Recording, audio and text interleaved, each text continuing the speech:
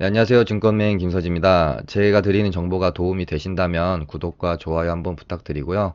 이 친구랑 같이 주식 투자해보면 괜찮을 것 같다라고 생각이 드시는 분들은 이쪽에 보이는 카카오톡으로 연락을 주시면 되겠습니다. 오늘 제가 이제 다뤄볼 이슈는 금요일날 이제 장 끝나고 셀트리온 헬스케어 실적 발표가 있었는데요. 이제 어닝 쇼크가 났죠.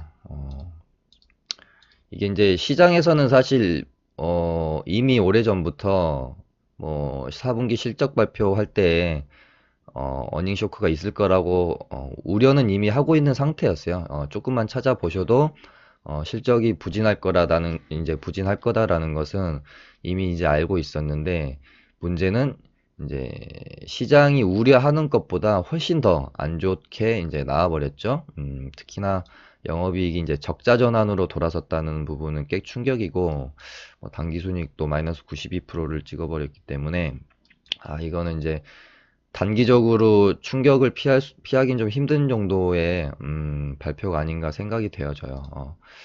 일단 뭐 C에도 보면은 한 3% 정도 하락을 했고, 그렇게 되면은 개파락이 한 5, 6% 정도 개파락 시작해서 툼에도 좀 나올 수 있다라는 생각이 듭니다.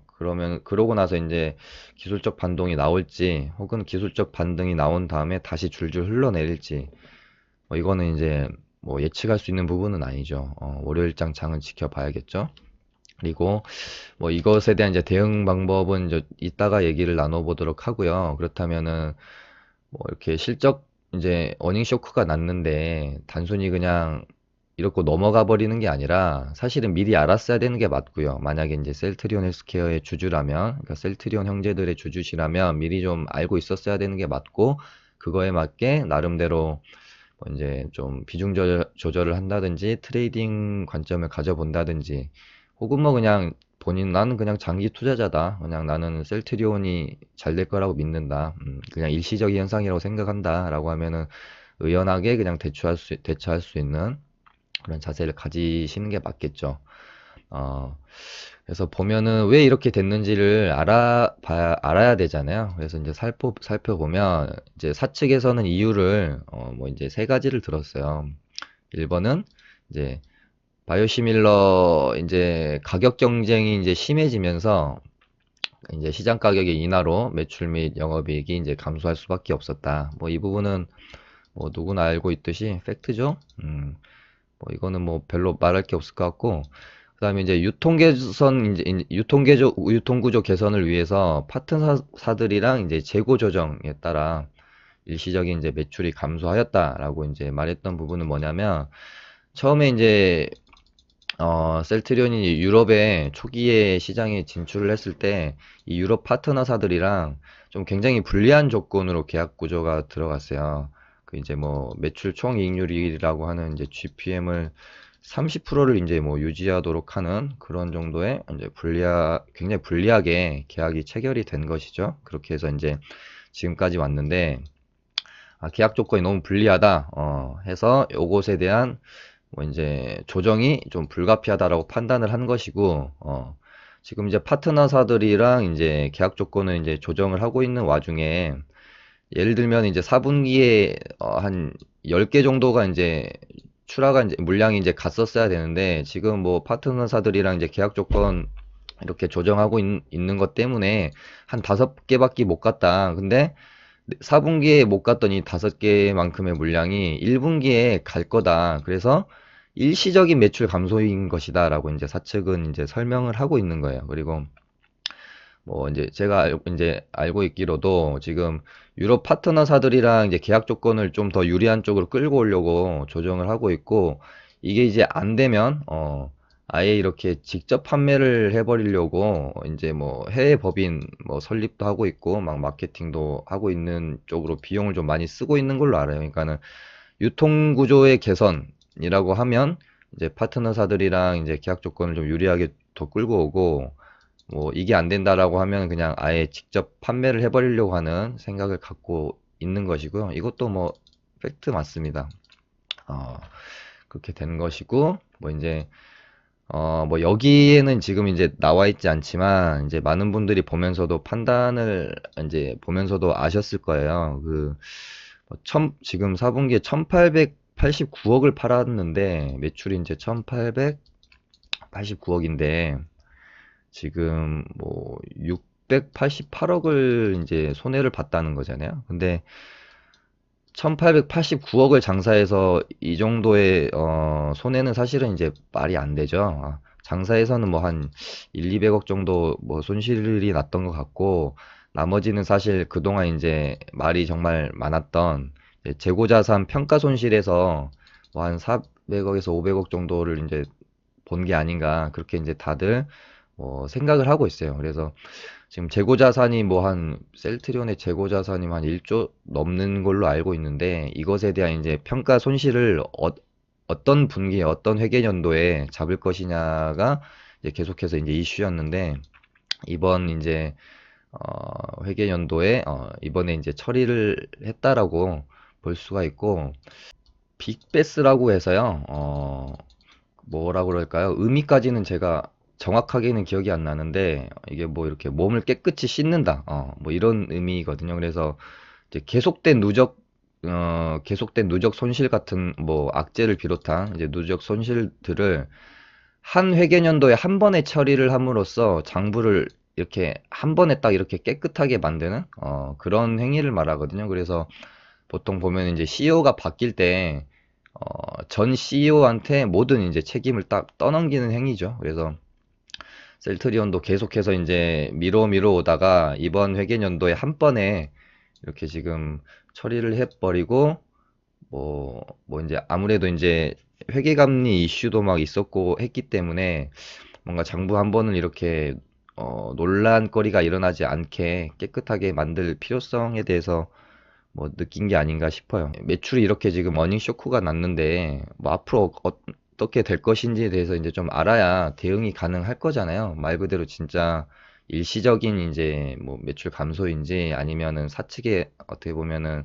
면피용 발언인지를 좀 알아봐야 될 텐데 재밌는 게 며칠 전에 제가 봤는데 서정진 이제 회장이 뭐 인터뷰하는 게 있었는데 2020년에 2020년에 매출 한 4에서 5조 정도를 할 수 있다 말씀을 하시더라고요. 그래서 실적 발표를 앞두고 약간 이렇게 시장 충격을 조금이라도 이제 완화하고 싶은 마음에 이제 이렇게 말씀을 하셨겠죠. 그리고 실제로 어, 2020년 매출 4, 5조를 보면서 가고 있을 수도 있고요. 그래서 그러면은 이 말이 이루어질 수 있는 것인지 앞으로 일시적인 어닝 쇼크를 라는 이제 악재를 극복하고 다음 뭐 상반기 지나서부터는 좋은 모습을 이제 셀트리온이 보여줄 수 있을 것인지에 대해서 뭐 저도 이제 좀 알아보니까 지금 뭐 가장 중요한 게 어, 트룩시마랑 이제 셀트리온은 이제 트룩시마가 차지하는 매출이 뭐 한 90% 되죠. 그래서 다른 거는 뭐 볼 필요가 없을 것 같아요. 램시마, 그러니까 미국에서는 이제 화이자가 독점 판매를 하고 있기 때문에 인플렉트라라는 이름으로 이제 판매가 되고 있는데 미국 쪽은 뭐 계약 구조가 그대로라고 해요. 그래서 이쪽에는 이제 매출 변화가 뭐 없을 것 같고 근데 말씀드린 것처럼 투르시마가 90%를 차지하고 있기 때문에 큰 영향은 이제 없는 것 같고 이제 트룩시마랑 허주마가 미국 FDA에 이제 시판 허가를 받았죠. 그래서 이제 만약 이제 출시가 된다라고 하면 이제 트룩시마가 이제 미국 리투시맙의 이제 바이오시밀러인데 지금 미국에서는 최초 허가 사례예요. 바이오시밀러로서. 그러니까 리투무시맙의 바이오시밀러로서 최초의 허가 사례고 여기가 지금 시장 규모가 뭐 한 5조 정도 된다고 합니다. 지금 유럽에서 트룩시마 시장 점유율이 한 35% 정도 되는 걸로 알고 있거든요. 경쟁사가 한 10% 정도 되는 걸로 알고 있고, 보면은 셀트리온에서 갖고 있는 이제 제품군들의 시장 점유율이 꽤 좋은 편이에요. 그리고 견고한 편이고, 이 부분은 좀 긍정적으로 볼 수가 있을 것 같고요. 이제 이제 시장이 5조 정도 되는 미국의 이제 트룩시마, 이제 시판이 되게 되면 이 부분에서 이제 가져오는 매출이 뭐 좀 있을 수 있겠고요. 그 다음에 허주마도 여기가 미국에서 이제 시장 규모가 한 3조 원 정도 된다고 해요. 그래서 허주마는 이제 로슈의 허셉틴의 바이오시밀러고요. 유방암 치료 항암제인데 뭐 이쪽에서 이제 가져오는 매출이 있을 수도 있죠. 그래서 이거를 감안해서, 그러니까 유럽에서 지금 판매되고 있는 것은 사실 뭐 이제 시장 점유율을 더 높인다거나 이것보다는 이제 계약 구조를 뭐 조금 더 유리한 쪽으로 바꾸고 안 되면은 직접 판매까지 함으로써 뭐 이제 이익률을 좀 높이는 쪽으로 갈 것 같고요. 뭐 이제 트룩시마랑 허주마는 이제 미국 쪽으로 아예 이렇게 시판이 들어가기 때문에 새로운 매출이 될 수가 있겠죠. 그래서 이 부분을 가지고 이제 서정진 회장이 2020년에는 뭐 한 4, 5조를 목표로 하고 있다라고 지금 말을 하고 있는 부분이죠. 그래서 기술적으로 이제 한번 살펴보면요. 일단은 여기서 이제 시간외가 한 3% 정도 하락을 했기 때문에 개파락은 당연히 이제 될 수밖에 없는 부분인 것 같고, 개파락을 시작을 해서 시외 3%이기 때문에 한 5, 6% 정도 뭐 이런 디테일한 부분까지 제가 뭐 예측을 할 수는 없는 거니까요. 예를 들면 말씀드리는 겁니다. 예를 들면 개파락이 이렇게 돼서 개파락하고 바로 이렇게 반등이 나오긴 힘들 거예요. 개파락하고 투매가 좀 이어질 걸로 저는 생각이 들어요. 그래서 65,000원 지지는 깰 수도 있겠다. 혹 아니면은 아싸리 월요일날 이제 투매가 나오려면 정말 시원하게 나와버리는 게 차라리 나을 수도 있습니다. 정말 시원하게 나와버려서 전저점인 이제 57,500원 부분까지 쭉 떨어져 버린 다음에 어느 정도 또 저가 매수세에 의해서 기술적 반등으로 이렇게 좀 꼬리를 달고, 그렇다고 해서 다음날 바로 이렇게 주가가 회복되긴 힘들 거예요. 대신에 기술적 반등으로 꼬리를 좀 달고 뭐 이런 식으로 좀 흘러내리면서 그 다음부터는 이제 좀 기간 조정에 들어가지 않겠느냐라는 생각이 들어요. 그렇고 이게 이제 어쨌든 간에 다시 한번 이렇게 어닝 쇼크 난 부분이 회복되려면 뭐 제 생각으로는 빨라야 뭐 한 5월 상반기는 좀 지나고 나서 좀 주가의 회복이 좀 있지 않겠느냐라고 좀 생각이 드는 부분이 있어서, 그렇게 되면은 3월, 4월 최소한 한 두 달 정도, 한두 달 정도는 뭐 기간 조정이 됐건 좀 더한 가격 조정이 됐건 거쳐야 되기 때문에 그런 부분을 잘 예상하셔서, 사실 그 이미 보유 중이셨던 분들은 이번에 실적 발표 나기 전에 어느 정도 그 본인의 그 뭐 예를 들면 비중 조절이랄지 그 포지션에 본인의 그 포지션을 어느 정도 취했어야 되는 게 사실은 맞아요.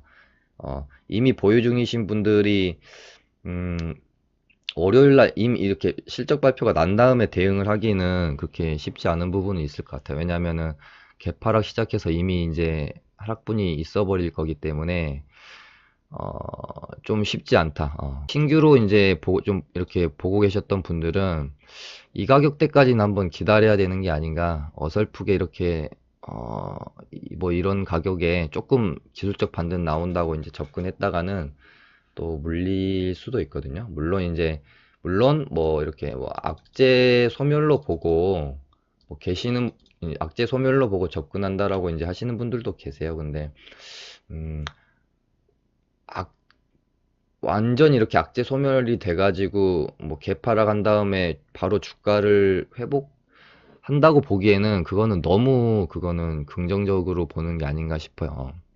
주식은 조금 항상 비판적인 시각으로 보는 게 조금 더 내 돈을 지키는데 저는 이제 유리하다고 생각이 들고, 아무튼 이제 이미 보유 중이신 분들은 뭐 이제 가격적으로 뭐 대단히 어떤 대응을 해서 가격적으로 이득을 보실 거는 크게 없으실 것 같고요, 솔직히.